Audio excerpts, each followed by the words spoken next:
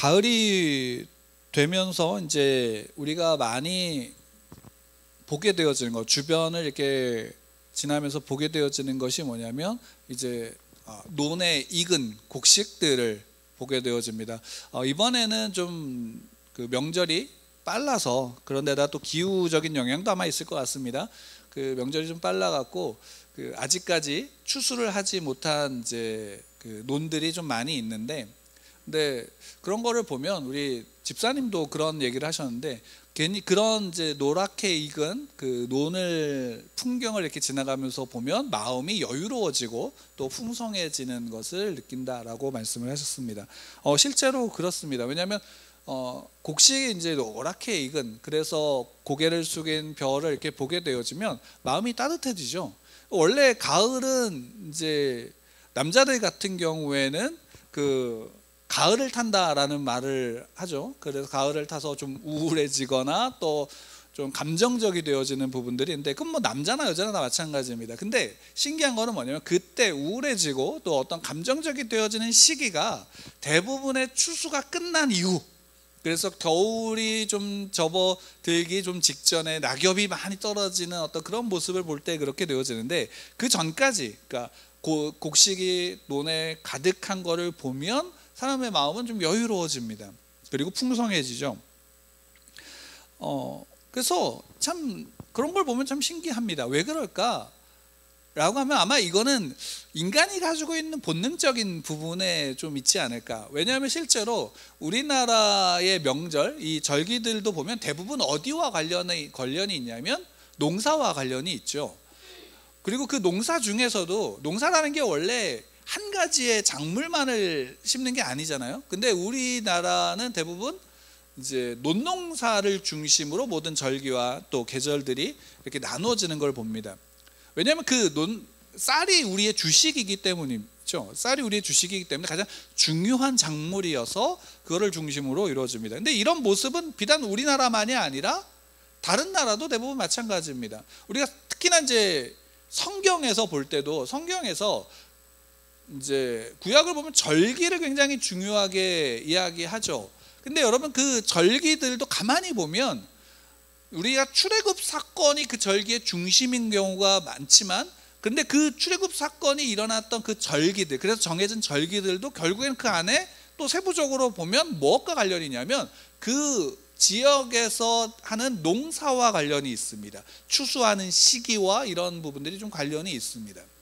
그런 걸 보면 다른 나라도 또 다른 뭐 민족들도 마찬가지로 그들의 명절들은 대부분 그 자기들이 주식으로 삼고 있는 작물들을 기르는, 또 키우는 그런 과정 속에서 그런 절기들이, 그 명절들이 이렇게 정해지는 것을 봅니다.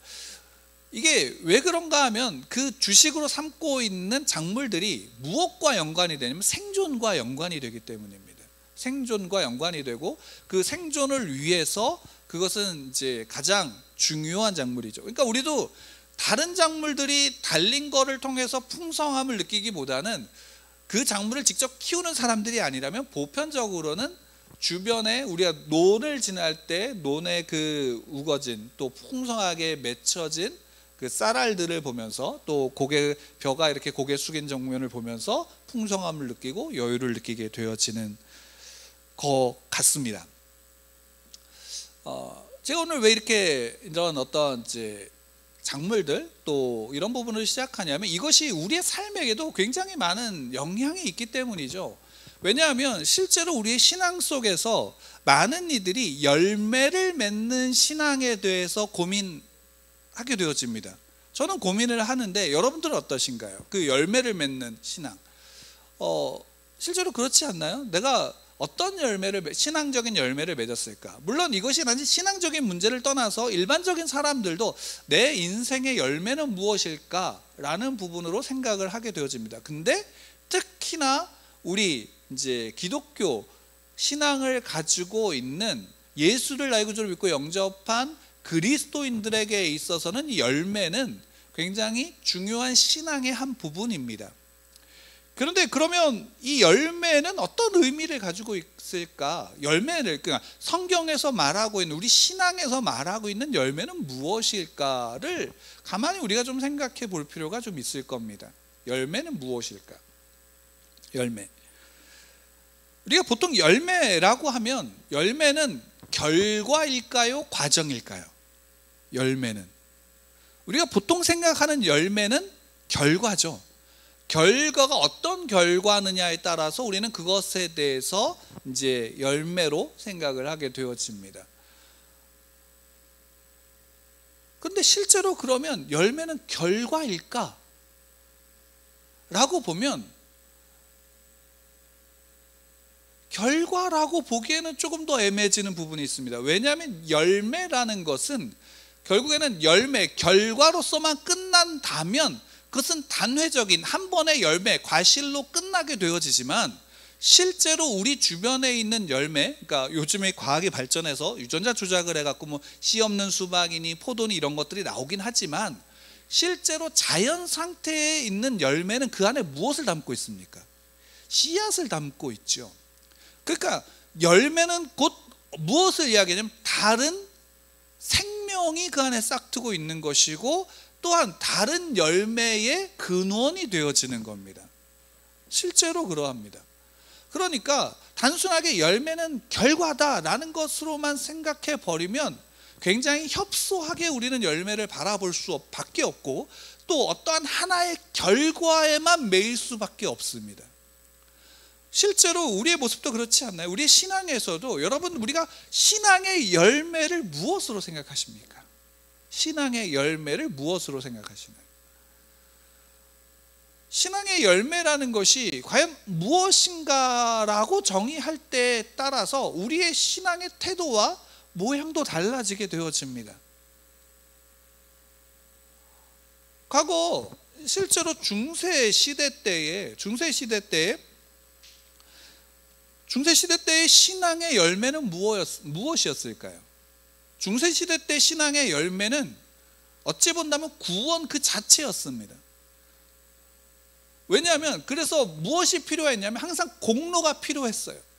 그 공로가 필요했고, 그 공로, 쉽게 우리식으로 그 표현한다면 덕을 쌓아야 되는 거예요. 선한 덕을 쌓아서 그 덕이 쌓여서 결국 자기의 죄를 다 해결하는 자가 어떻게 되어지냐면 구원을 받는데, 이런 식으로 보게 되어지면 우리 동양의 우리가 있는 불교 문화도, 불교라고 하는 그 종교 속에서도 결국 해탈을 위해서 뭘 해야 되냐면 선을 행해야 되는 거죠. 덕을 쌓아야 되는 과정이 비슷하게 되어집니다. 근데 중세나 이런 데도 마찬가지예요. 그러니까 구원을 목적으로 두기 때문에 그것을 위해서 여러 가지 잘못된 방법들이 나오고, 그것이 종교개혁 바로 직전에 나타났던 그 소위 말한다면 잘못된 부패한 행태가 뭔가요? 그 행태가 뭔가요? 동전 하나를 떨어뜨리면 그것으로 말미암아 어떤 일이 벌어져요? 그 동전 한 입 땡그랑 소리에 연옥에 있던 내 가족의 영혼이 천국으로 올라간다. 그리고 그것을 믿었기에 수많은 사람들이 실제로 거기다 동전을 넣고, 근데 그 결과적으로 그 동전은 무엇에 쓰였나요? 교회 건축이나든가 아니면 좀 더 부패한, 소위 말한다면 부패한 사제들의 배를 불리는데 쓰여진 거죠. 그리고 그것을 가지고 권력화했던 그 부패한 모습들로 말미암아 어떤 일이 벌어졌냐면, 우리가 원래 초대교회의 모습, 순전한 온전한 믿음으로 돌아가자라고 종교개혁이 일어나고, 그 모습의 가장 핵심이 뭐였냐면 말씀, 성경을 라틴어로만 읽는 것이 아닌 각 민족, 각 나라의 언어로 쓰여지는 일들이 그 안에서 벌어졌죠. 그러니까 단순하게 열매라는 것을 어디에 두느냐에 따라서 우리의 신앙이 온전하여질 수도 있지만, 반대로 그 신앙이 부패해질 수도 있고 굉장히 세속화될 수도 있는 것이며, 그 결과는 결국 무엇이냐면 하나님과는 전혀 상관이 없는 기독교로 타락할 수 있게 되어지는 겁니다. 이런 모습이 실제로 있습니다. 그러니까 여러분, 이건 우리의 자연 속에서도 마찬가지 아닌가요? 우리가 주식으로 삼고 있는 건 쌀입니다. 쌀이죠. 만약에 근데 주식으로 삼고 있는 쌀은 너무 먹다 보니까 그냥 뭐 아무 맛도 없고 질리는 것 같아. 그래서 우리는 다른 곡식을 투자를 할 거야. 그러면서 사과만 들이다 심었다면 어떤 일이 벌어질까요? 생각만 해도 맛있는 사과만 먹어도 우리는 배부를 수 있어, 이런 생각이 드는 게 아니라 그날은 망하게 되어집니다.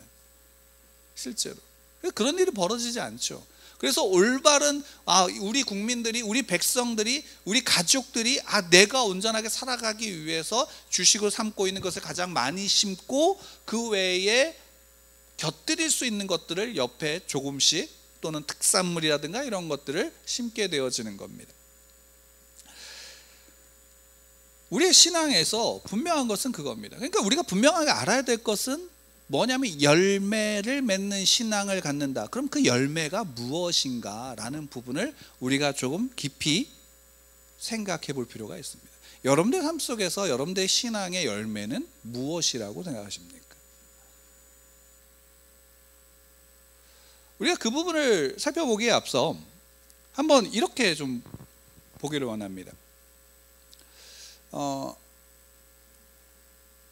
하나님께서 세상을 창조하셨죠. 하나님이 세상을 창조하셨습니다. 그러니까 시작하셨죠. 하나님이 시작하셨습니다. 그 하나님이 세상을 창조하시고 창조하시면서 말씀으로 모든 것들을 만드셨어요. 피조물들을 만드셨죠. 그 과정을 우리가 창세기에서 다 볼 수 있습니다. 그 과정의 순간들. 그리고 마지막에 무엇을 만드냐면 사람을 만드셨죠. 그 사람을 만드신 것은 다른 피조물과 다른 것은 하나님이 친히 당신의 모양대로 우리를 빚으시고 그 코에 생기를 불어 넣으심으로 말미암아 우리가 살아있는 존재가 되게 하셨어요. 그래서 보통 우리 안에 무엇이 있냐면 하나님의 형상이 있다라고 얘기를 하죠. 형상이 있다라고 얘기합니다. 그러면 하나님이 창조하셨을 때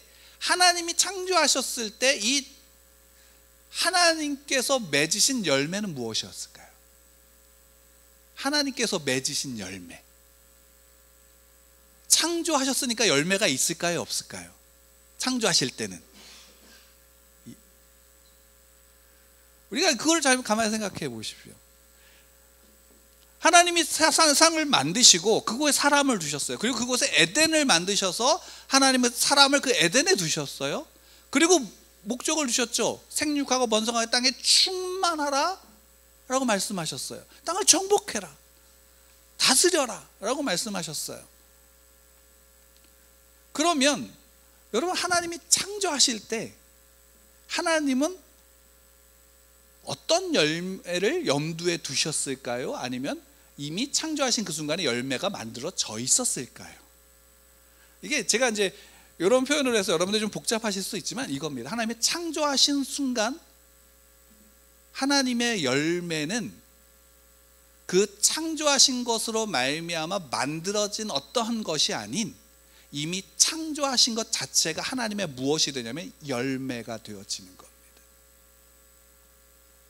열매가 되어지는 거예요. 그러니까 하나님은 무엇을 만들기 위하고 무엇을 완성하기 위해서 창조하신 게 아니라 창조 그 자체가 이미 무엇이 된 거예요? 완성이 된 거예요. 그래서 하나님이 보시기에 좋았더라 라고 계속 말씀하고 계시는 거예요. 그 자체가 열매가 되어지는 거죠.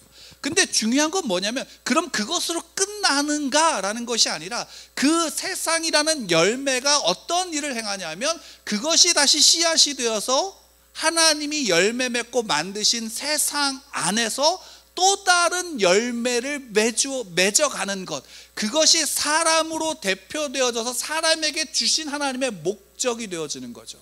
너희는 세상에 생육하고 번성해 세상에 충만해 정복하고 다스려. 근데 그 안에 하나님이 만드신 세상의 열매가 다른 것의 생명의 씨앗이 되어서 또 다른 열매와 열매를 맺어 이어갈 수 있도록 세상을 만드신 거예요.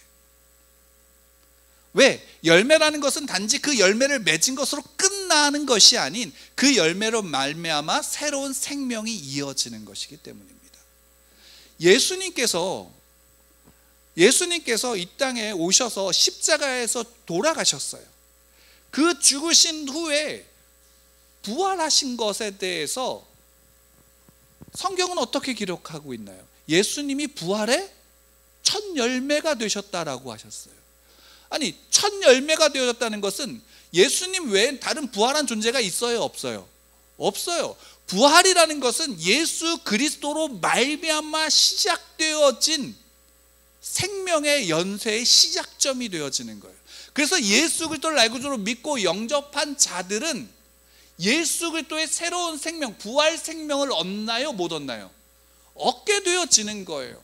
예수 그리스도가 첫 번째 열매가 되셨고, 예수 그리스도가 첫 번째 열매가 되심으로 말미암아 씨앗이 되심으로 어떤 일이 벌어졌냐면 그 예수 그리스도로 말미암아 우리가 부활의 생명을 얻은 존재가 되어진 거예요. 그러니까 여러분들은 곧 예수 그리스도의 열매인가요, 아닌가요? 열매예요. 모든 그리스도인들은 예수 그리스도의 열매가 되어지는 거예요. 그래서 예수님이 복음을 전하라라고 말씀하신 것은 그 열매가 이제 또 다른 씨앗, 생명의 씨앗이 되어져서 다른 열매를 맺는 과정 가운데 우리가 들어가는 거예요. 이것이 성경이 말씀하고 계시는 열매예요. 그러니까 열매는 단지 결과가 아니라 결과임과 동시에 과정이 되고 과정임과 동시에 시작이 되어져서 또 다른 결과를 만들어내는 거예요. 그러니까 우리가 단순하게 열매라는 측면은 내가 무엇을 이룬 것으로 말미암아 끝나는 것으로서가 아니라 우리의 복음의 생명이 어떻게 되어지는 거예요? 지속적으로 이어지는 것이고, 하나님께서 결국에는 그것은 뭐냐면 하나님께서 맺으신 열매의 모습이 누구에게 있냐면 하나님의 열매가 예수를 나의 구주로 믿고 영접한 여러분이다, 저와 여러분이다 라는 사실입니다. 그러니까 여러분들은 여러분 자신을 더 완성된 존재로 만들고자 애쓰는 것으로 스트레스를 받으실 필요가 없어요. 왜? 여러분들은 이미 하나님의 온전한 열매로 그분이 부르셨기 때문이에요. 다만 그럼 열매의 특징은 있을 거 아니에요. 열매, 생명 있는 썩지 않은 신선한 열매의 특징이 있을 거 아니에요. 그렇지 않나요? 신선한 열매의 특징이 있어요. 그래서 실제로 마태복음에서 보면 마태복음 7장 20절에서 보면 그런 말씀이 있어요. 함께 좀 찾아볼까요? 마태복음 7장 20절 말씀을 함께 좀 찾아보도록 하겠습니다.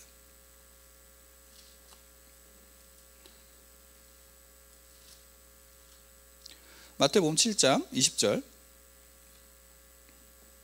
한 절만 읽겠습니다. 시작. 이러므로 그들의 열매로 그들을 알리라. 그 앞에 거짓 선지자들에 대한 이야기가 나오고 양의 옷을 입고 그 거짓 선지자들이 하는 모습들을 이야기합니다. 그 앞에 실제로 보면 17절에 좋은 나무마다 아름다운 열매를 맺고 못된 나무가 나쁜 열매를 맺나니 라고 되어져 있어요. 그러니까 무엇으로 하냐면 그들의 열매로 그들을 알리라. 그러니까 이 열매가 어떤 열매인지, 이 열매가 썩은 열매인지, 이 열매가 신선한 열매인지라는 것을 통해서 뭘 아는 거예요? 열매가 된 바로 그 열매의 종류와 열매의 본질을 어떻게 하는 거예요? 알 수 있다라는 거죠. 열매의 본질을 알 수 있는 거예요. 그러니까 이거를 에덴으로 비유한다면 모든 그리스도인들은 무엇이 되어져야 되냐면 생명나무의 열매가 되어져야 되는 거예요. 비유적으로 말씀을 드린다면 그런 거죠. 모든 그리스도인들은 생명나무의 열매가 되어지는 거예요. 생명이 그 안에서 잠자고 있고 생명이 그 안에서 싹이 트고 생명이 그 안에서 또한 나무가 되어서 열매를 맺는 것이 되어지는 겁니다. 그러니까 열매의 특징은 분명히 거기에 있어요. 열매의 특징은 거기에 있어요. 과연 이것이 신선한 열매인가? 이것이 썩은 열매인가? 좋은 나무의 열매인가? 나쁜 나무의 열매인가? 열매를 통해서 알게 되어지는 거예요. 그럼 그 좋은 나무의 열매의 특징은 무엇인가? 라고 하는 것을 우리가 다음에 또 살펴보겠지만, 결국에는 좋은 나무의 특징은, 그 열매의 특징은 무엇이냐면, 신앙적으로 얘기한다면 하나님의 말씀이 그 삶에 있는가 없는가인 거예요. 하나님의 선이 그 삶에 있는가 없는가인 거예요. 하나님의 말씀 앞에 자기를 부딪혀 씨름하는가 아닌가예요. 그것이 요한복음에서 보면, 요한복음 15장에서 보면 우리가 누구에게 접붙임 바 되었어요? 포도나무 예수 그리스도께 접붙임 바 되어짐으로 말미암아 그 나무의 주인 되신 하나님이 친히 그 나무를, 그 가지를 관리하셔서 열매를 맺게 하시는 거예요. 왜? 그 나무가, 그 포도나무가 예수 그리스도이시니까 그 가지에는 뭐가 맺혀져야면 예수 그리스도의 생명이 맺혀져야 되는 것이고, 그것을 관리하는 분이, 그것의 주인이 하나님이시니까 하나님이 관리하셨다면 하나님의 온전한 농부이신, 완전한 농부이신 그분의 완전한 열매가 어떻게 되어지냐면 맺혀져야 되는 것이 우리인 거예요. 우리의 삶에서 내가 어떤 열매를 맺었는가라는 부분으로 말미암아 나에게 집중해서 내가 어떤 것을 만들어내야 된다라고, 중세시대의 모습과 똑같아지는 거예요. 내가 온전한 구원을 이루기 위해서 무엇인가를 해야 되는데 이것은 다른 사람보다 더한 열심으로 만들어내어져야 되기 때문에 그 안에는 하나님이 보일까요? 안 보일까요? 그 안에는 하나님이 점점 더 없어지게 되어지는 거예요. 점점 더 없어지고, 이게 부모 자식 간의 관계도 마찬가지예요. 여러분, 부모가 자녀를 사랑함에 있어서 이유와 조건이 있나요? 유일한 이유와 조건이 하나 있다면 내 자녀라는 거예요. 내가 낳았다라는 거죠. 내가 낳았다라는 거예요. 마음으로, 육체적으로 낳았다라는 거예요. 그거 하나가 그 아이의 유일한 사랑받을 조건이 되어지는 거예요. 그런데 여러분들, 오히려 우리 주변의 모습을 보십시오. 아이들이 부모에게 사랑받기 위해서 뭘 해야 되나요? 그렇죠. 공부해야죠. 공부해야죠. 실제로 그렇지 않나요? 우리 인간적인 인간의 부모는 이거예요. 공부 잘해서 열심히 하는 아이를 보면 이쁘잖아요, 솔직히. 이게 인간의 한계일 수밖에 없죠. 그런데 본질은 알아요. 걔가 좀 말썽을 부려도 쟤 내 자식이니까 사랑한다라는 건 마음은 알아요. 근데 몸에서 안 따라줄 때가 많죠. 인간의 한계인 거예요. 왜? 우리는 그 아이를 온전하게 만들 능력이 우리 인간에게 있어요, 없어요? 인간의 부모에게 없으니까. 그래, 잘난 놈을 좀 더 이뻐하는 모습으로 나가는 거예요. 아니면 걔가 공부는 좀 못해도 살갑고 말 잘 듣고 하면 이뻐해요, 안 이뻐해요? 이뻐하죠. 하나님은 어떠신가요? 하나님은 어떠실까요?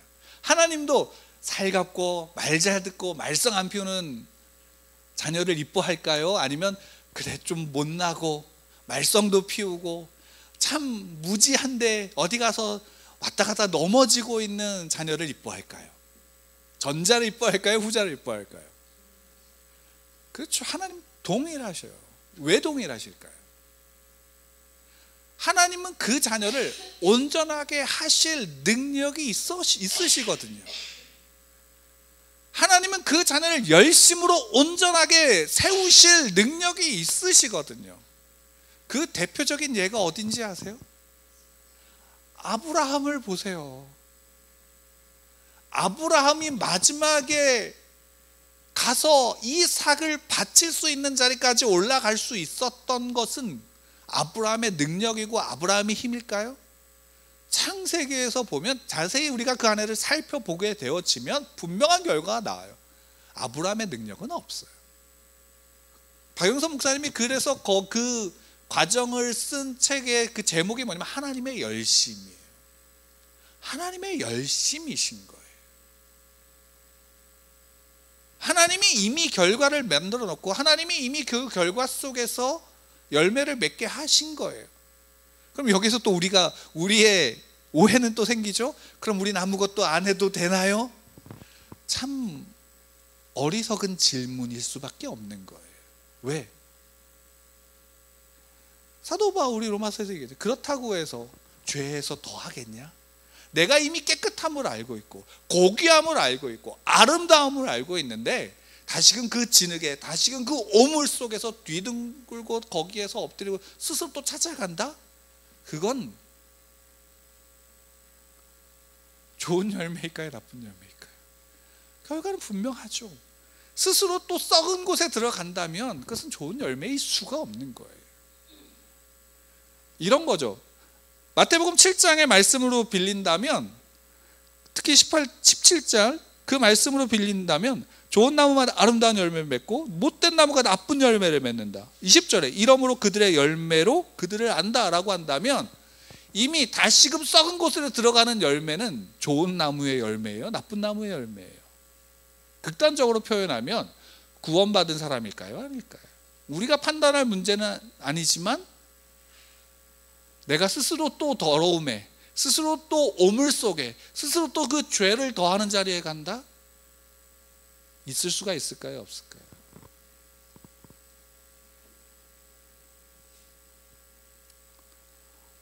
열매를 하나님의 열심으로 하나님께서 맺게 하신다 그래서 우리가 스스로가 그곳으로 간다면 그것은 그 결과 속에 있는 겁니다. 다만 중요한 것은 뭐냐면 우리가 정말로 하나님께서 맺게 하신 열매, 그 열매의 본질 속에 우리가 서야 되는 겁니다. 내가 열매를, 그렇다고 해서 내가 열매를 맺지 않아야 되는가? 아니죠. 우리가 이 세상 속에서도 부모는 자녀라는 생명의 열매를 맺습니다. 그 아이가 태어나는 순간 그 열매가 맺혀진 거예요. 물론 그 열매는 그 이전의 삶의 모든 것이 녹아져서 그 아이에게 담겨져 있죠.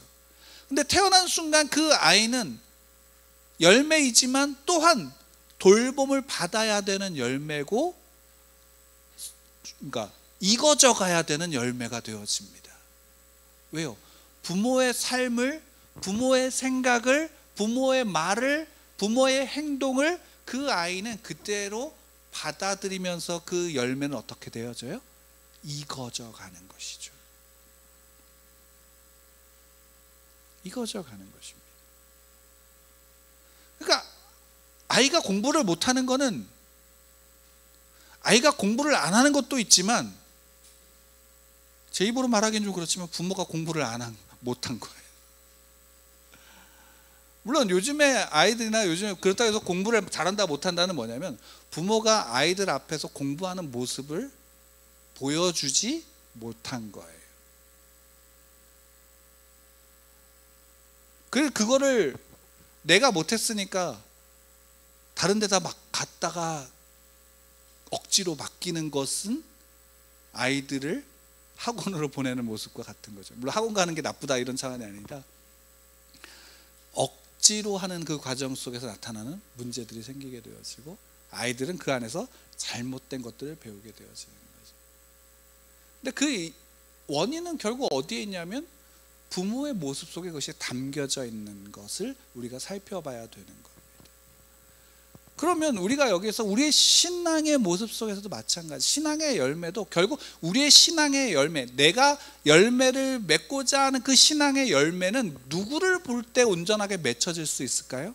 하나님을 볼 때 온전하게 맺혀질 수 있고, 우리 주 예수 그리스도, 부활의 첫 열매가 되신 예수 그리스도를 볼 때에 우리는 그 온전한 열매를 맺을 수가 있게 되어지는 거예요. 그래서 하나님의 선한 열매가 어떻게 맺혀지는지를 우리는 말씀을 통해서는 때때로 우리의 모습으로서는 잘 이해가 안 가기 때문에 하나님이 친히 예수 그리스도를 통하여 예시로 보여주신 게 우리가 마태, 마가, 누가 공관복음에 나와 있는 예수 그리스도의 생애를 통해서 우리는 그것을 보게 되어지고, 그 모습을 그대로 본받은 제자들, 사도들의 모습을 통해서 초대교회 안에서 또 그들의 편지를 통해서 우리는 그것을 보게 되어지는 겁니다.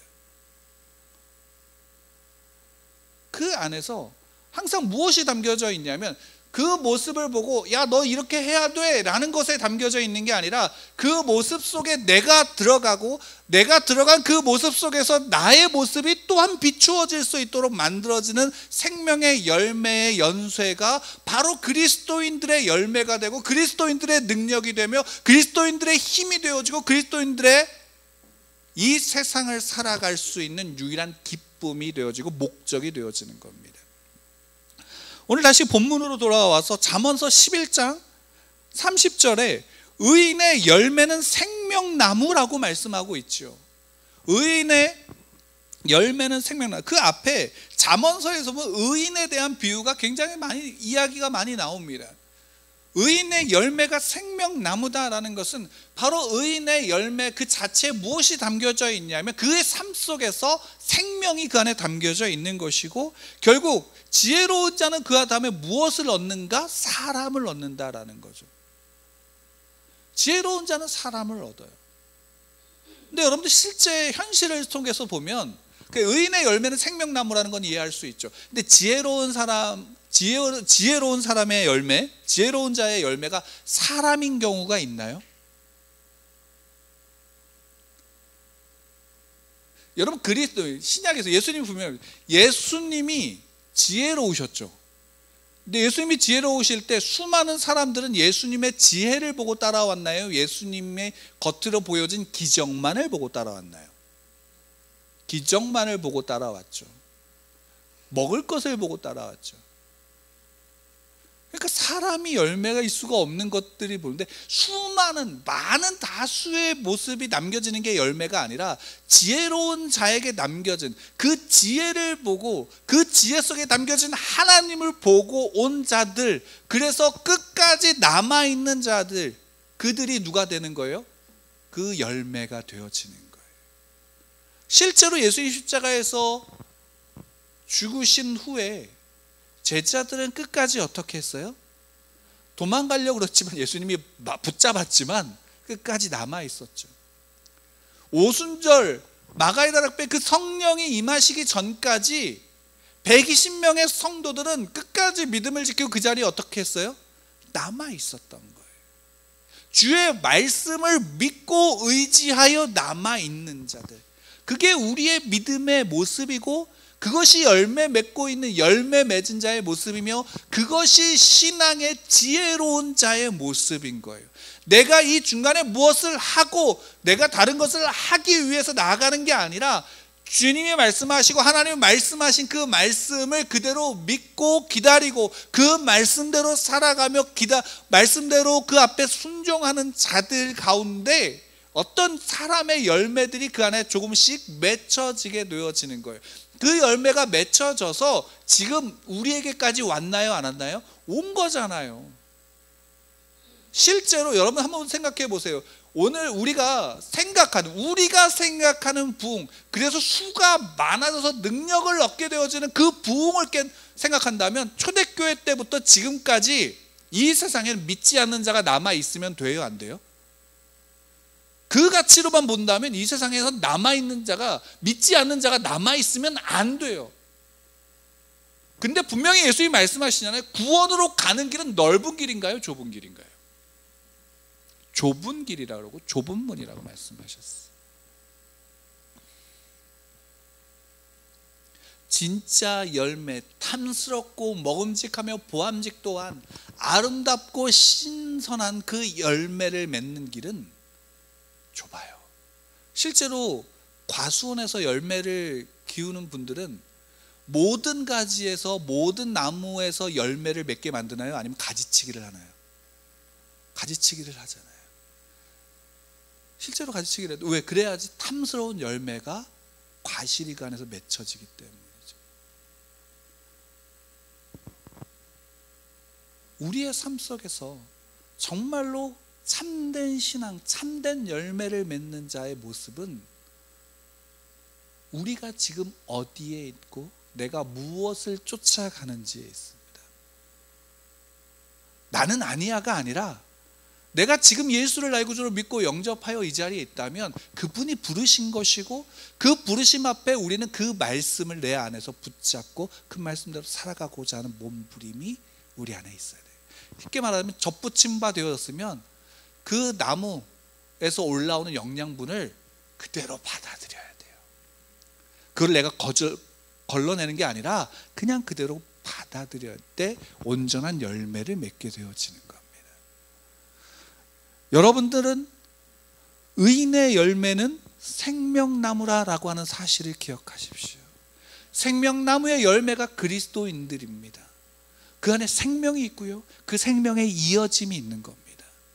우리가 그 안에서 그것을 붙잡고 나갈 때 여러분들의 삶은 실제로 하나님 앞에서 능력 있는 삶이 되어집니다.